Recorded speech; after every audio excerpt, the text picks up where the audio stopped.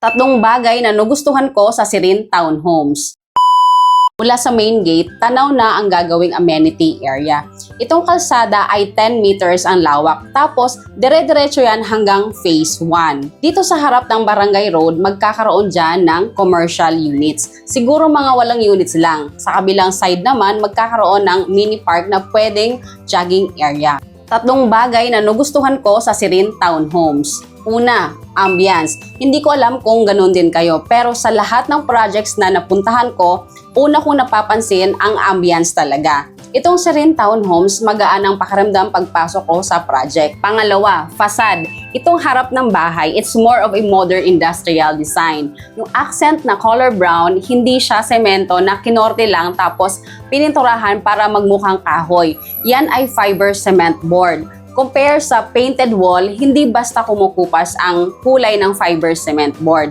Ang maganda dyan, mas durable kaya hindi mo problema ang maintenance in the long run. Itong gray area naman ay stucco finished. Isa sa advantages ng stucco wall, sound resistance na siya. Pangatlo, generous sa power outlet, specifically sa kwarto.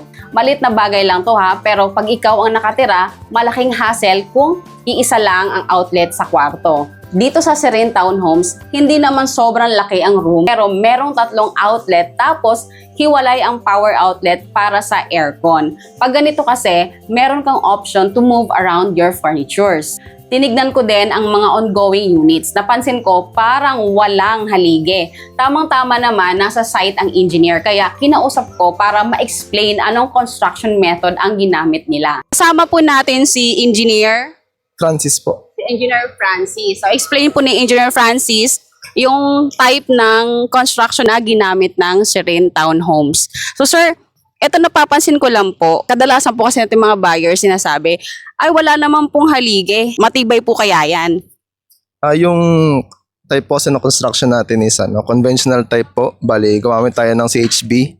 And yung mga columns po natin, naka-flush na siya sa mismong CHB natin para concealed na rin siya pag hindi siya kita. Pero may columns yan, tsaka may beams. So yung columns natin, same size din siya sa CHB na 6 inches din.